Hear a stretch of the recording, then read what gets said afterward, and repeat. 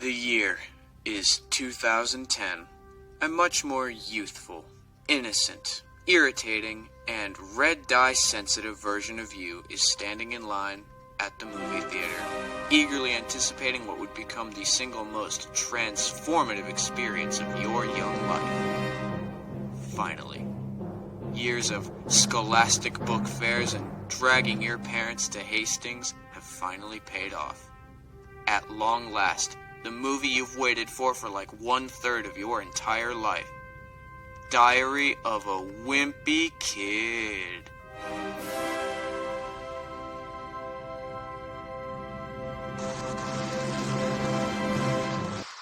Yeah, it was alright.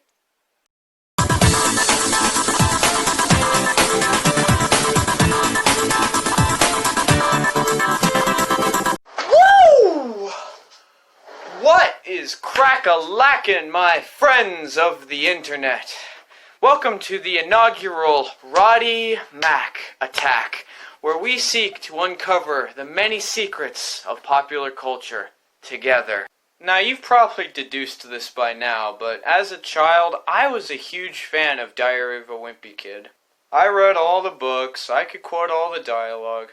I was even one of those weirdos that had the do-it-yourself book. Reading back through this is actually pretty fascinating because you can totally tell that a 9-year-old made it. Like, at the time, my favorite store was Toys R Us. The best vacation I'd ever been on was to Connecticut. And for some reason, my least favorite athlete was Patrick Ewing. Yeah, I don't really know what I was thinking with that one. So, Patrick, if you're watching this, I just want you to know, it's nothing personal. I said a lot of dumb things as a kid. Anyway, for what it's worth, you seem like a pretty cool guy. You were great in Space Jam. But I digress. Let's get to the bottom of today's subject for review, which is the first Diary of a Wimpy Kid movie. Now, before I get started, I'd like to preface this by saying that I'm going to be leaving the books pretty much out of this review and just focus on the movies themselves. And I will also only be talking about the original 3 movies, because as far as I'm concerned, Long Haul is not canon and does not exist. Hashtag not my Roderick. The first Wimpy Kid movie was released in March of 2010, and despite some initially poor marketing, it would become a relatively big hit, especially as far as live-action family movies go. It made about $76 million at the box office, which may not sound like a whole lot to most modern moviegoers, but it's still more than Cats made, so do what you want with that information. Of the 3 films, I definitely feel that this is the weakest one, mostly because they make Greg extremely unlikable and kind of a douchebag. It also has the burden of world building for the rest of the series, so it's a lot less interesting than the movies that follow it. But enough from me. Let's begin our trip down memory lane. The film opens on Greg Heffley, an unstable, paranoid neurotic, who in this movie is still just 10 or 11 years old. You might think that's a harsh analysis, but what other explanations are there for this opening scene? Just look at how he eats cereal. You didn't notice it was dark outside before just now? The window's right there. So within 5 minutes, we've determined that Greg is kind of a giant moron, which is a character trait that is further reinforced by every other thing he does in the movie. After that opening fiasco, Greg's day truly begins, and if I'm not mistaken, either he's been sleeping in his clothes for 170 straight hours, or the script just forgot that. School doesn't start till next week. Because all of a sudden, it's the first day of school. I guess it's somewhat understandable that he's a bit intimidated, since it's the first day of middle school and all, but come on, this school looks completely awesome. So much is happening. You've got guys throwing entire rolls of toilet paper around, generally creating mass hysteria, and literally shaving in the hallways. All I'm saying is that if it were me in this situation, I'd be having the time of my life. Watching this movie as a 4th grader really gave me some unrealistic expectations for middle school, which would go on to be subverted by junior high and high school. One thing you really start to notice about this movie pretty early on is that every character is mentally deficient in some way. Greg's a narcissist, Chirag has a massive inferiority complex, Rowley suffers from some kind of trauma-induced regression, Patty has anger issues, Fregley's got just about everything, and Chloe Grace Moretz's character has already begun the transition into emoism. And that's just the kids. Don't even get me started on the emotional baggage that is Roderick's character. Throughout the film, Greg has this unhealthy obsession with being popular, which would make way more sense if this was being told from her perspective. 'Cause in my experience, Greg is already in about as good a place as you can hope for as a 10 or 11-year-old boy. Have a couple good friends, don't stand out too much, and just kinda go with the flow. Unfortunately, this ideal situation just isn't enough, so in an attempt to get him and Rowley to the quote-unquote top of the class, Greg resorts to various methods of destroying his best friend's belongings, insulting his appearance, and signing up for a wide assortment of extracurricular activities that he isn't good at.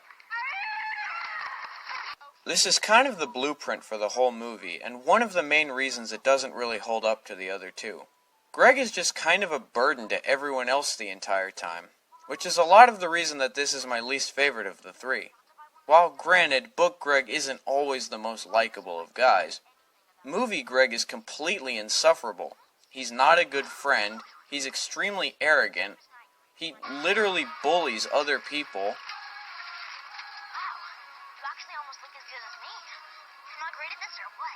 and is just overall not a very good protagonist. At no point in the film are we really given any reason to root for him. Another thing to note is that every single one of the problems he encounters in the movie are entirely his fault and could be easily avoided. Want proof? Alright, this is a fairly common middle school experience where you show up to lunch and you find that there's nowhere to sit. Maybe see if you can eat your lunch outside, or see if there's a teacher willing to let you use their classroom. But nah, Greg and his infinite wisdom decides the best place to go is right next to the garbage. Could you have not picked a better spot in the cafeteria to sit on the floor? Maybe any of the 3 other walls? Good going, Greg. Are you not aware of your brother's extreme emotional instability? Why are you in his room? Why do you want to be in his room? This place looks disgusting. So after Rowley sacrifices himself, Roderick chases Greg through the house, and he inexplicably locks himself in his bedroom with no means of escape. And after a long day of visiting doorless bathrooms, Greg has been holding in his pee for quite a while now. Roderick decides to wait him out, and Greg seems to be clueless of any way to alleviate this slippery situation. Just pee in a water bottle, or pee in the fish tank, or pee out the window. Or better yet, escape out the window. No? Okay. Greg, who appears to be nearing the point of no return, somehow has time to put on all this random athletic crap he just happens to have in his closet, only to find that Roderick has abandoned his post. He proceeds to forcibly remove his baby brother from the toilet and finally empties his bladder. Oh crap! I know it's extremely painful to stop once you've begun, but good God, Greg just keeps on going. Now he's got to scrub the multitude of urine he just released everywhere. Wonder if he was allowed to finish before this. Moral of the story: don't invade your older brother's personal belongings if you don't want to be held prisoner in your own bedroom and then pee all over the place. As an older brother myself, I can affirm, this will happen every single time. If you're gonna sign up for something you don't fully understand, at least try and put in more of an effort. Greg basically just lays there like a sack of potatoes while Fregley and Patty have their way with him. I mean, come on, man. Do something. Fight back. Push or... This one should be pretty self-explanatory. Don't provoke unfriendly teenagers that look like this on Halloween. That's trick-or-treat rule number 1. Everyone knows that Halloween is when all the tweakers come out. You suck at balancing. Honestly, if I screwed up this bad in a situation like this, I'd just let them take me.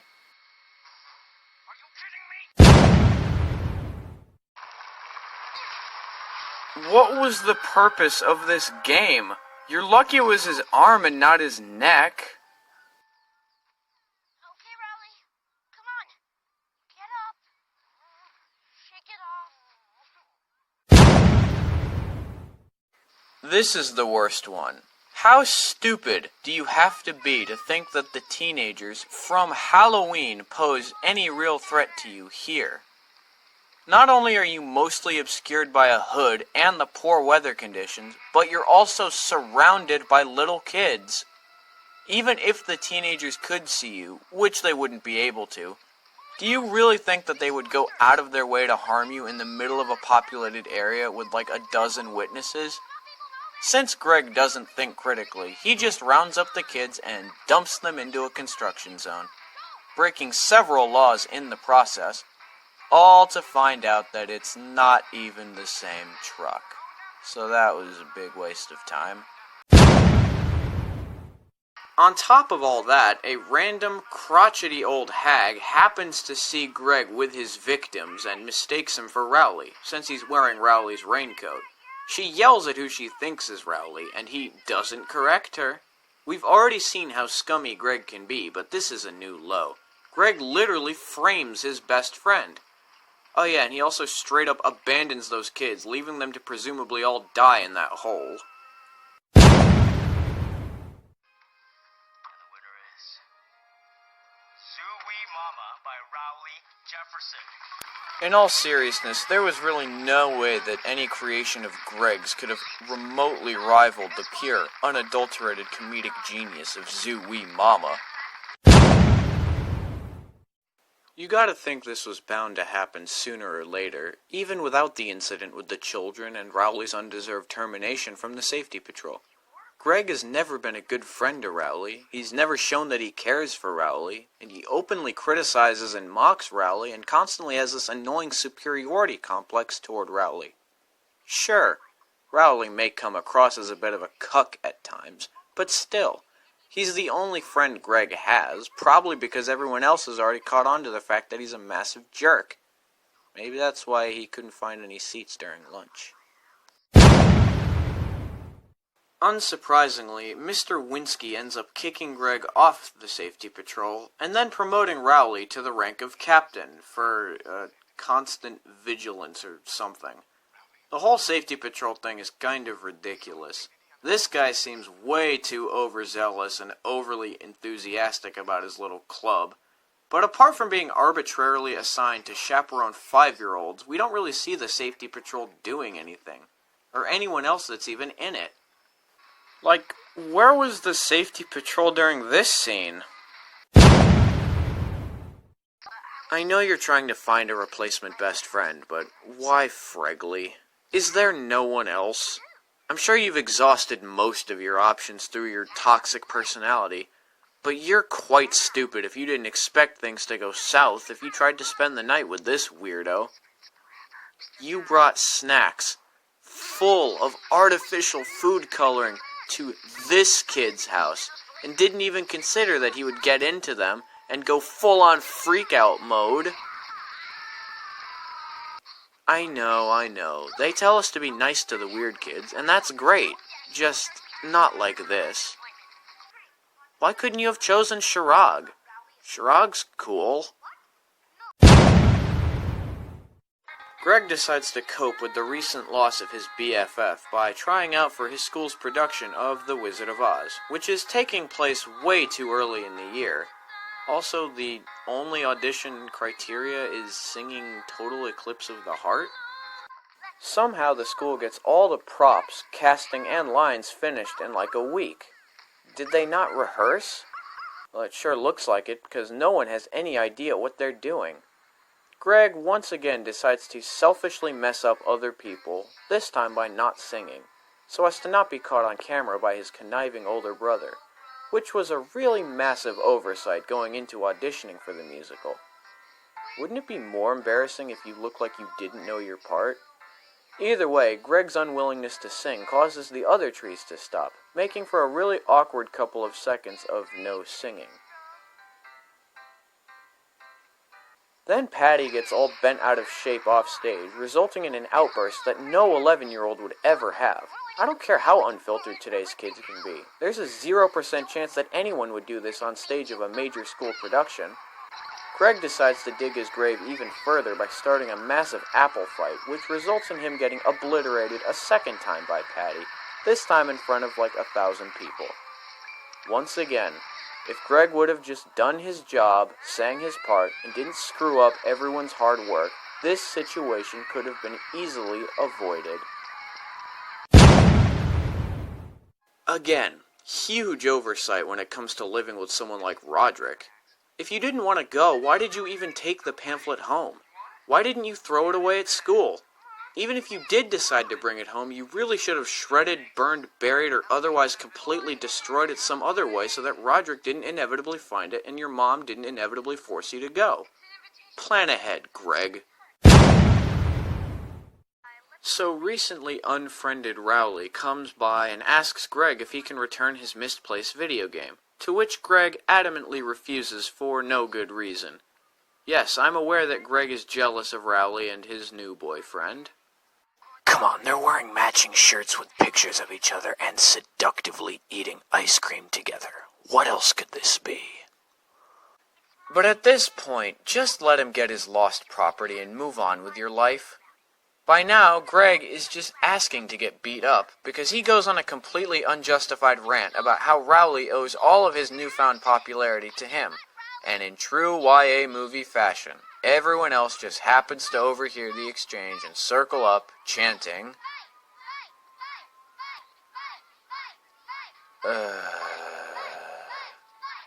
You guys already know that Greg is the worst fighter probably of all time, so I don't see what you expect from this.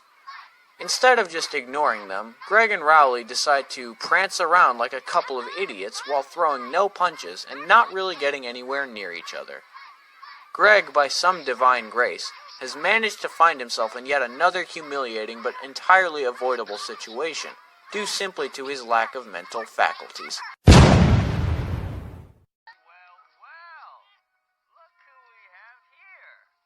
Yeah, you can't really blame this one on Greg.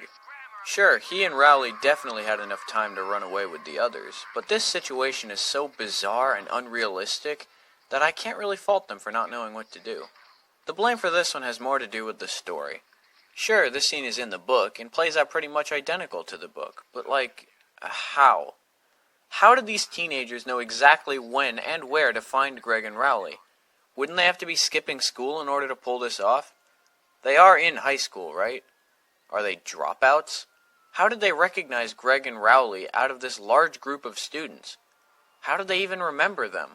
Wasn't Halloween like several months ago? You'd think by now these guys would have moved on, or at least painted over the scratch in the truck. Anyway, I guess this exact same group of teenagers got bored and decided to commit a felony by invading this school's property and tormenting two 11-year-olds they met one time. Now that I think about it, where are all the teachers? Are there really no teachers, administrators, or custodians that are outside that could see and prevent this? You mean to tell me that you let a bunch of middle schoolers hang around outside with no supervision? What kind of school does this? I guess one that can afford to put TV screens in every classroom, but not doors on the toilet stalls. Anywho, long story short, these aggressive criminals take like 5 whole minutes to decide how they're gonna murder these two kids, still nary a teacher in sight. They finally agree on making the wide one eat the gross cheese that's on the ground, which he does with remarkably little protest. Just as they're about to force the same gruesome fate on Greg, the doors open, and what do you know? Finally, a teacher comes out and tells the felons to get the hell out of here. Well, took you long enough. And shouldn't you be calling the cops? So there you have it. Greg Heffley faces about 16 major tribulations throughout the duration of the movie, all of which could have been easily avoided or at least better handled. Now, I don't want to finish this review on a negative note, so I will give credit where credit is due. I don't think this is a bad movie by any means. In fact, there's a lot that I really like about it. I think a lot of the jokes land, the production design is surprisingly well done, the score is really good, and every character, with the exception of Greg, is pretty likable. Well, maybe not Angie. Angie's pretty boring. The casting was also pretty spot on. Part of what made the movie so much fun is that the cast had great chemistry with each other. Like, it was really believable to think that the Heffleys were a real family and that all the kids in the movie were actually friends.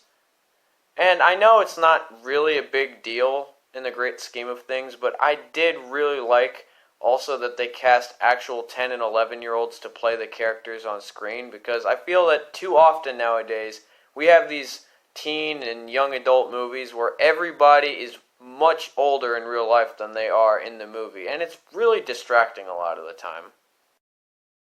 Oh yeah, and I can't give the movie the praise it truly deserves without pointing out my absolute favorite part. It was directed by Thor.